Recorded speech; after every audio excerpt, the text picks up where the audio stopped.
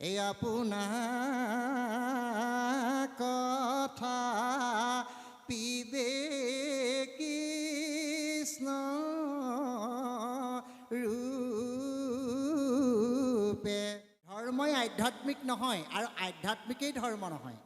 ধ্বনিটোৰ মাতটো যিমানলৈকে যাব, যজ্ঞৰ ধোঁৱাৰ যিমানলৈকে যাব, ডুম দবাৰ তিনিটা শব্দ যলৈকে যাব, পৰিৱেশ শুদ্ধি হয়। জয় জয়তে নপাম বৰনামঘৰৰ শতবৰ্ষ সামৰণি অনুষ্ঠান সংগতি ৰাখি শিৱসাগৰ জিলা ভিত্তিত মহিলাৰ দিহানাম প্ৰতিযোগিতাৰ পূজ্যপাঠ ভকতবৃন্দ,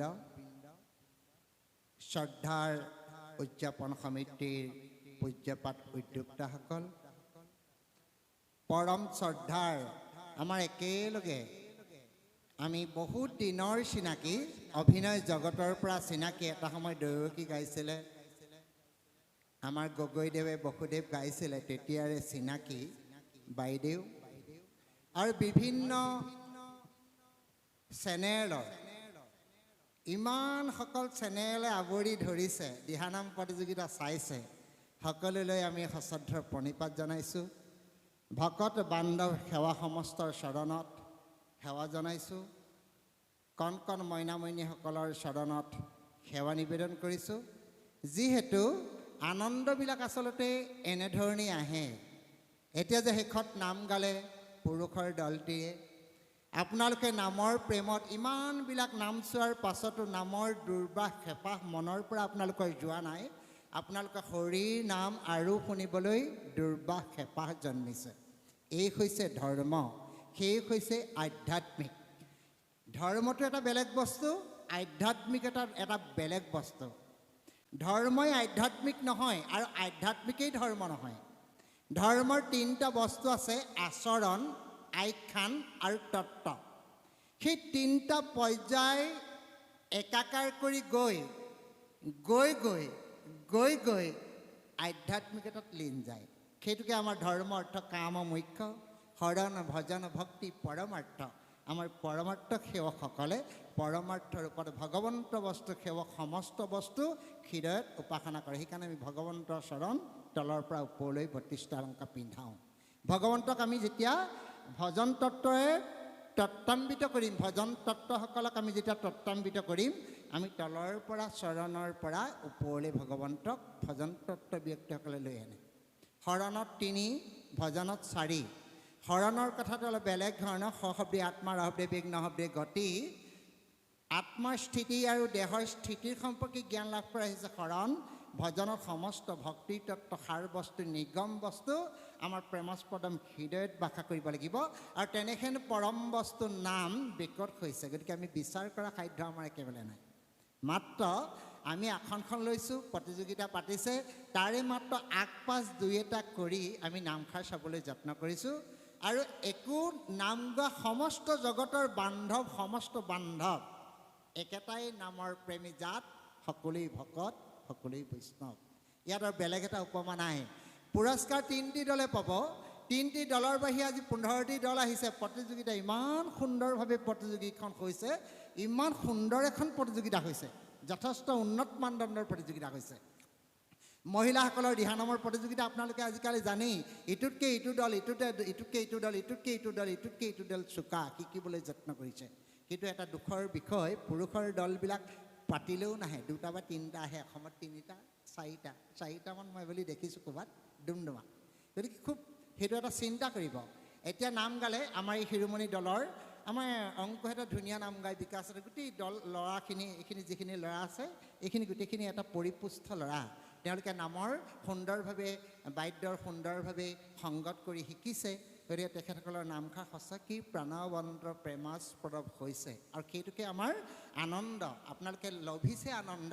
সেই আনন্দ হৈছে পৰমানন্দ, চিদানন্দ, সচিদানন্দ।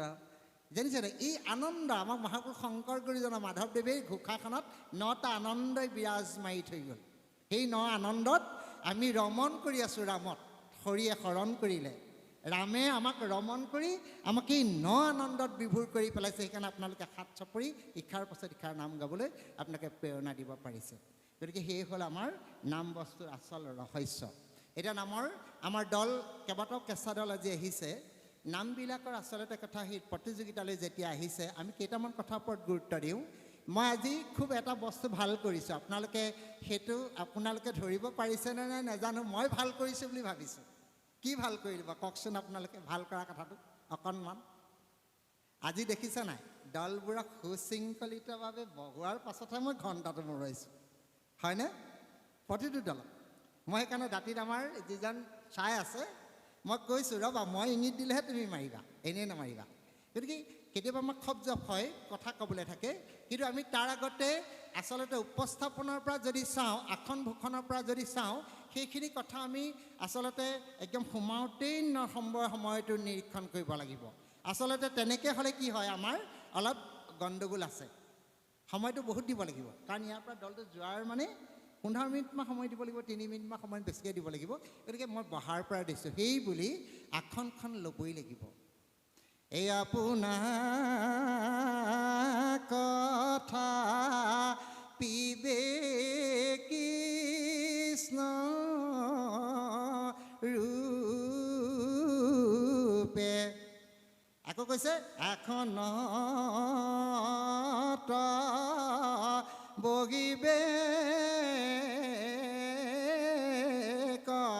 মহামান্য কৰি, মহামান্য আসন লৰাই বহিবা, ঠাই চিনি অন্ন খাবা। আমাৰ অসমৰ প্ৰথমৰ পৰাই সংগতি বিভাজন হৈছে।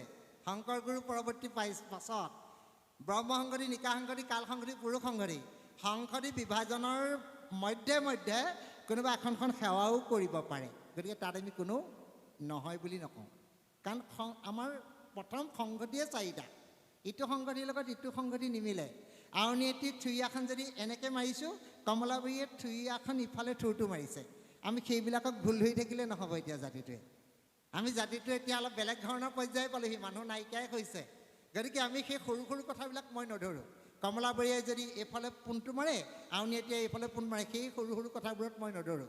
চেলেংখন কিন্তু লৈ আহোঁতে মহিলাগৰাকীয়ে এই ফুলপাহ ওলোটাকৈ লৈ আহিছেনে চিধাকৈ লৈ আহিছে চাব লাগিব। মই কিন্তু সেইটো বৰ চোকা মানুহ, চোৱা ফুলত কিন্তু মই চাওঁ। মোৰ নিজৰ 12খন 16খন চানেকি আছে, আপোনালোকেতো জানেই। এটা দলে সেইটো হৈছে, 2খনকৈ চেলেং দুগৰাকীয়ে লৈছে, ফুলপাহ ওলোটাকৈ লৈ আহিছে, বুজিলেনে? সেইটো কিন্তু হ'লে নহ'ব।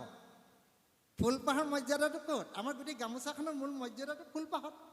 ফুলপাহ যদি শিপিনীৰ গোটেই সাৱলীল ৰূপটোক যদি আমি নষ্ট কৰোঁ, তেতিয়া আমাৰ নহ'ব। তেতিয়া আমি সাজ-সজ্জাত অকণমান তেওঁক নম্বৰ এটা কিবা এটা ক'ব পাৰোঁ যে আপোনালোকে এই বস্তুটো কৈছে, সাজ-সজ্জাত আপোনালোকক অকণমান কিবা এটা কাটিব পাৰোঁ, কিন্তু কটা কিন্তু নাই, কথাটো মই উনুকিয়াইছোঁ। তেনেকৈ ধ্বনিটো দিলে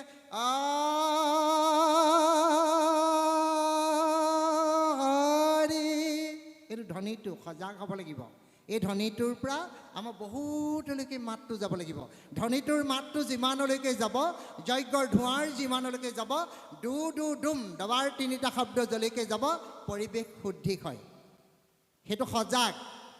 আমাৰ নামঘৰৰ সন্ধিয়াৰ ডু ডু ডুম যেতিয়া দবা মাৰিব, মই সেইকাৰণে কওঁ, আমাৰ তাপসক মই কৈছোঁ, আমাৰ যেতিয়া ভাওনা প্ৰতিযোগিতাবিলাকত ডু ডু ডুম, দান দয় আৰু ক্ষমা 3টা গুণেৰে সৈতে যেতিয়া দবা মাৰিব, এই সজাগ। গতিকে সদায় আপোনালোকে হৰিধ্বনি দিওঁতে আপোনালোকে সদায় স্বৰটো উচ্চ স্বৰ দিব, সেৱা কৰিব। কৃষ্ণ শংকৰ গুৰু হৰি ৰাম,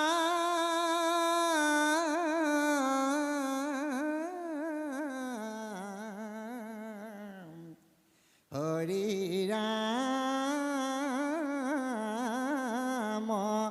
ৰাম ৰাম। মই আউনীআটী সত্ৰ সেৱক কাৰণে মই 3ত ৰাম দিলোঁ, কিন্তু কোনোবা এজন সংঘৰ সেৱক আহিলে কিন্তু ৰামটো 4লৈ নিব, কিন্তু তাৰ 5-6ত নাযায়, 2টাতে বান্ধিব, 3 আৰু 4। ৰাম কৃষ্ণ শংকৰ গুৰু হৰি ৰাম ৰাম ৰাম ৰাম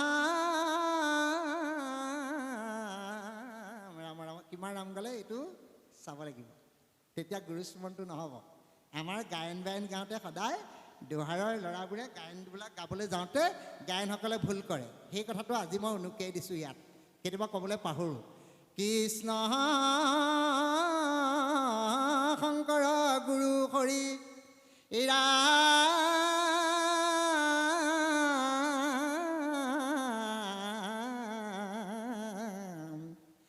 হৰি ৰাম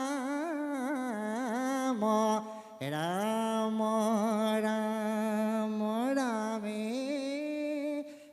দেখা সৰ্বজন যেতিয়া জোৰণি অংশ ধৰে আপোনালোকে চাবচোন ভাগৱতৰ সুৰ ভাগৱতখন পঢ়িলে আমাৰ গাঁৱৰ মানুহে গম পায় যে ৰামায়ণ পঢ়িছে কেতিয়াবা ঘোষাখন পঢ়িলে চাবচোন এই নামঘোষা পঢ়ি আছে কীৰ্তনৰ সাৰেং সুৰটো টানিলে মানে গম পায় যে কীৰ্তন পঢ়িছে গতিকে আমাৰ দিহাৰ নামত দিহাৰ সুৰ লাগিব পৰম্পৰাগতভাৱে যিখিনি দিহাৰ সুৰ আহিছে খুব মানে আহা সখী আহা আমি নদৰ ঘৰে যাওঁ যশোদাৰ পুত্ৰ হৈছে নয়ন ভৰি এই ঠেলাবিলাক হেঁচাবিলাক আমাক যিহেতু পৰম্পৰাগতভাৱে আজি প্ৰথমতে যাওঁতে যেতিয়া আয়াসকলে গাইছিলে সুৰিয়ে ৰাম তাত মেলোডি চেলোডি একো লগোৱা নাই কিন্তু হয়নে একদম প্লেনকৈ গাইছে কিন্তু তেখেতলোকে বয়স হৈছে তেখেতলোকে টান দিব পৰা নাই সেইটোলৈ কোৱা নাই কিন্তু তেওঁলোকৰ কণ্ঠটোৱে আমি কিমানটো জোখটো বিচাৰিছে সংগীতটোৱে মানে সুৰীয়েটোৱে কিমান বিচাৰিছে যদি এনেই সুৰীয়েটোক এনেই টানি দিওঁ সুৰিয়ে ৰাম হৰি ৰাম ৰাম এইটোকে যদি হৰি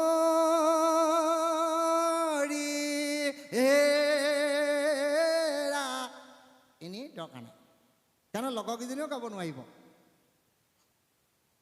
লোকসংগীতহে লগত থকাসকলে কোনো স্বৰলিপি নিশিকাসকলে গাব পাৰিব লাগিব কাৰণ ইয়াত স্বৰ সাধনৰ কথা নাই নহয় সকলোৱে গাব লাগিব বিহু নামতে সকলোৱে গাব লাগিব ইয়াত বাঁহী স্কেলৰ কথা নাহে বুজিলে নে খালি কণ্ঠটো সকলোৱে সমান মিলিলে ভাল লাগে শুনিবলৈ কাৰণে আমি শুনো যে কণ্ঠটো সদায় সুন্দৰ হৈছে ভাল লাগিছে এই কথাটো চাব লাগিব গতিকে আপোনালোকে জোখটো সময়টো সংগীতটোৱে কিমান জোখত গাবলৈ কৈছে সেই কথাত কিন্তু আপোনালোকে অকণমান দলবিলাকে সেইটো কিন্তু লক্ষ্য কৰিব মই সেই কথাটো দলসকলক ক'লোঁ প্ৰথম বিলম্বিত লয় আজি দুটামান দলৰ কি হৈছে নতুন দুগৰাকীমান আহিছে মই কৈছোঁ যে নতুনকৈ শিকি আহিছে এইফালে আগতীয়াকৈ কৈ দিওঁ ইয়াক কৈছোঁ এইটো দল নতুনকৈ আহিছে মই কেনেকৈ গম পালোঁ বহুতেই গম পাওঁৱেই নহয় দলটো কেনেকৈ আহিছে নতুনকৈ আহিছে এতিয়া কৈছোঁ নতুনকৈ আহিছে তাৰপিছত দেখিবা শেষত গৈ খেলি মেলি কৰিলেগৈ মই অকল দেখিলা মই কৈছিলোঁ যেন তোমাক ওলাই পৰিছে গতিকে কি হৈছে নাম গাব লাগিব ধুনীয়া হ'ব লাগিব কিন্তু আমি কি হ'ব লাগিব কেতিয়াবা আমাৰ নাম খাই কিবা এটা তালিটোত যাব পাৰে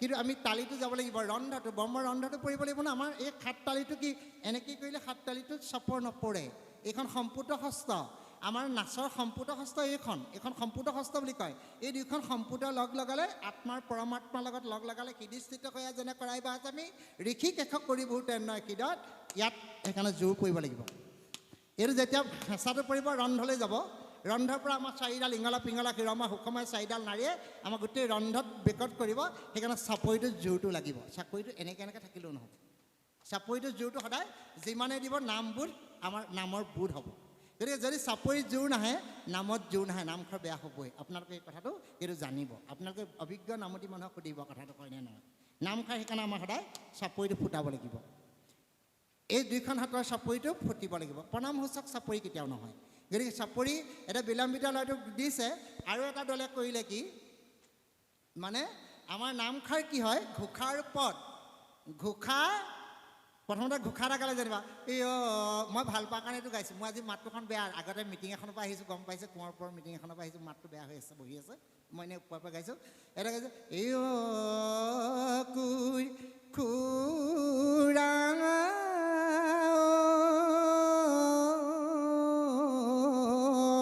মই কোন চিনি আছত কংস মামাই পঠাইছে নিবলৈ আগিছ মথুৰালৈ যামে গৈ মই তাৰপিছত এইটো গোটেই বস্তুটো পালিয়ে গাব এই নামঘৰৰ মাজৰ পৰা প্ৰথম স্থায়ী অংশটো যেতিয়া গাব মাজৰ পৰা দলীয়সকলে টানি নিনিব প্ৰথম স্থায়ীটো পাছত নিব প্ৰথম স্থায়ীটো আপোনালোকে কেতিয়াও কোনেও মাজৰ পৰা টানি নিনিব তাৰপিছত কি কৰিব যেতিয়া পদ অংশ আহিব প্ৰথম পদ অংশ মহা পদৰ প্ৰথম শব্দটোত চাপৰি পৰিব লাগিব নামৰ বৈশিষ্ট্য সেইটোৱে নামৰ মূল বৈশিষ্ট্যটোৱে হ'ল প্ৰথম পদৰ শব্দটোত এতিয়া প্ৰথম এই সৰিয়ে গালে প্ৰথমে প্ৰণামতে পটোতে তালিটো পৰিব লাগিব সেইটো হ'ল নামৰ বৈশিষ্ট্য পদৰ প্ৰথম শব্দটোত নামৰ পৰিব লাগিব এতিয়া আজি কি কৰিলে ঘোষাটো গালে আকৌ ঘোষাৰ পৰা হাততালিটো লৈ গুচি আহিলে আকৌ গাঁৱতে কি হৈছে দীঘলে গ'ল সময় 1 মিনিট বাঢ়ি গৈছিলে সময়ত নোসোমালে সময়টো যদি ট্ৰিং কৰি দিছে ৰামজয় খৰি আগত নাই সোমোৱা তেতিয়া আমি লাষ্টৰ ঘৰত নম্বৰ নাই দিয়া গতিকে সেইটো দলৰ নম্বৰ ভাল দল হৈছে প্ৰতিযোগিতা ভাল হৈছে সেইটো নক'বই কাইলৈ কোনোবাই ওপৰত নধৰিব দেই সময় যোৱাৰ পাছত আকৌ গালি নিদিবা আৰু দেই সেইটো উপায় আৰু মানে একেলগে দূৰতে বিদুৰ গতিকে সময়টো গৈছে গতিকে তাৰ কাৰণে এনেকুৱাবোৰ হৈছে সৰু সৰু কথাবোৰ হৈছে গতিকে আপোনালোকে নামষাৰ সদায় গাওঁতে এটা সময়টো 12 মিনিট সময় দিছে আগতে 10 মিনিট গায় আমি 10 মিনিটত আমি যেতিয়া কৃষ্ণকান্ত খনি কৰি দিবি মোক প্ৰথমতে যেতিয়া লৈ গৈছিল আমি যেতিয়া টিভিত কৰিছিলোঁ তেতিয়া কৰিয়ে দিব লাগে প্ৰথমতে হৈ গায় ৰাম ৰাম ৰাম সেইটো সামৰিব লাগিব আকৌ মাজত এষাৰ নাম গায় তেতিয়াও কিন্তু আমাৰ 10 মিনিটতে হৈ যায় কৃষ্ণদীকে চাই আমাক নিছিলে নহয় কৃষ্ণদীকে চাই প্ৰথম উলিয়াই নিয়ে আমাক যেতিয়া নিছিলে তেতিয়া তেখেত প্ৰয়াত হ'ল এতিয়া তেখেতে যেতিয়া আমি সেই তিনিটা খৰিয়েটো গালোঁ মাজত আকৌ এষাৰ নাম গালোঁ আকৌ শেষত সামৰি তেতিয়াও 10 মিনিটত হয় গতিকে আপোনালোকে নামষাৰখন খৰকৈ লৈ যাব লোকসংগীতৰ ধাৰা গতিকে প্ৰতিযোগিতা হৈছে গতিকে আপোনালোকে সেই বস্তুটো যেতিয়া কৰি দিব আপোনাৰ নামষাৰ আপোনালোকৰ সুন্দৰ এটা বাতাবৰণৰ সৃষ্টি হ'ব গতিকে ভাল লাগিলে প্ৰতিযোগিতালৈ আহিছে প্ৰতিযোগীৰ কাৰণে 2-এষাৰ কথা কৈছোঁ একেবাৰে নামৰ অপৰাধ ধৰিছোঁ বুলি নাভাবিব এইবোৰ মানে গৰুৰৰ খাৱত ভগৱন্তৰ পাখা ছিগিছিলে ভকতৰ পাখা ছিগিছিলে হা আমি সেই আপোনালোকে সেইখনলৈ নেপেলাব মাত্ৰ আমি বিচাৰ কৰাৰ কাৰণে এই 2-4টা কথা ক'লোঁ গতিকে সেই 2-4টা কথা কওঁতে নথৈ কোটি অপৰাধ হৈছে আপোনালোকে সেইটো চাব নাগেৰা কথাটো জানেই খোলা কথাটো জানে এটা দলগত যেতিয়া কৰিব একদম যাতে সমানে যায় যাতে নাগেৰাটো বেছিকৈ নুঠে খোলটো বেছি নুঠে দাড়ি গুচা কাটি আহিব চাফা কৰি আহিব কাৰণ আমাৰ বৈষ্ণৱৰ মুঠ কটা আমাৰ ৰাম গুৰুৱে কুঁহিয়া গুচাবলৈ মাধৱদেৱে নিদিলে ৰাম গুৰু কি ক'লে বোলে নিজৰ চোতালখন আগতে চাফা কৰি আহি পাছৰ লোকৰ চোতাল চাফা কৰিবা মানে দাড়ি গুচা কাটি আহিবলৈ ক'লে সেইটোকে ভাষাত ক'লে দেখিছেনে গতিকে আমাৰ খুলীয়া হওক দাড়িয়া হওক সকলোৱে কিন্তু নিকা হৈ আহিব লাগিব এইটো বৈষ্ণৱ পৰম্পৰা সেই কথাখিনি ক'লোঁ আৰু এইখিনি কথা কওঁতে ইমান এটা নান্দনিক ইমান এটা সুন্দৰভাৱে ইমান এটা পৰিমাৰ্জিত ৰূপত আপোনালোকে যে শতবৰ্ষখন পাতিলে মই প্ৰথমতে আহোঁতেই মোৰ যেন ইমান বুকুখন বহুত ওখ হৈ গৈছিল ভাৱ হৈছিল এইটোৱে আমাৰ অসমীয়া জাতি এইটো জাতিয়ে আমি ধৰ্ম সংস্কাৰ কৰি আছোঁ সংৰক্ষণ কৰি আছোঁ যোনে যি ধৰ্ম নকৰোঁ কিন্তু ভগৱন্ত একেজনেই আমি সকলো একেজনক বুলিলেই যাম কিন্তু আপোনালোকে ধায়তী ধৰিম সৌটো খুন্তি ৰক্ষিতা ধাৰণ কৰা আৰু ৰক্ষা কৰাটো বহুত বেলেগ আপোনালোকে ধাৰণ কৰি আছে ইয়াত নাম ইমান সকল মহিলা গাইছে সৰু কথা ভুল কোৱা কথা নাভাবিব আপোনালোকে যে এই মঞ্চখনত উঠিবলৈ নামষাৰ গাবলৈ যে আহিলে আপোনালোকক চিৰকোটি সেৱা জনাইছোঁ শতকোটি সেৱা জনাইছোঁ আপোনালোক আইমাতৃসকলক সেৱা জনাইছোঁ গতিকে এই দুআষাৰ ক'লেও ইমান এটা নান্দনিক পৰিমাৰ্জিত ৰূপত আমাক ইমান সুন্দৰভাৱে উপচাই পেলালে বহুত সমন্বয় দিলে সমন্বয় পত্ৰই উপচাই পেলালে সমূহ উদযাপন সমিতিয়ে ইমান এটা নান্দনিক ৰূপত প্ৰতিযোগিতাটো পাতিছে আপোনালোকৰ সকলোৰে চৰণত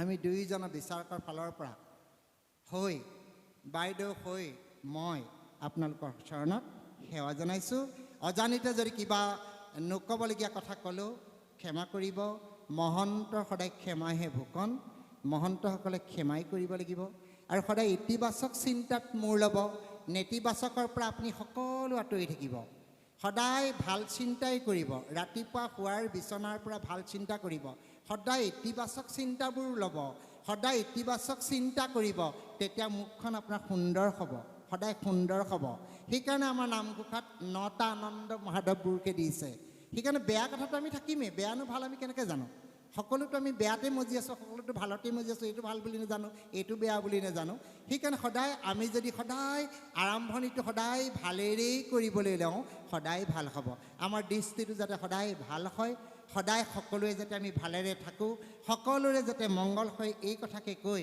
আজি এই নামঘৰৰ শতবৰ্ষলৈ আহি মোৰ পুণ্য হ'ল বুলি জ্ঞান কৰি মোৰ দুআষাৰ সামৰি মাৰিছোঁ জয় গুৰু শংকৰ কৃষ্ণ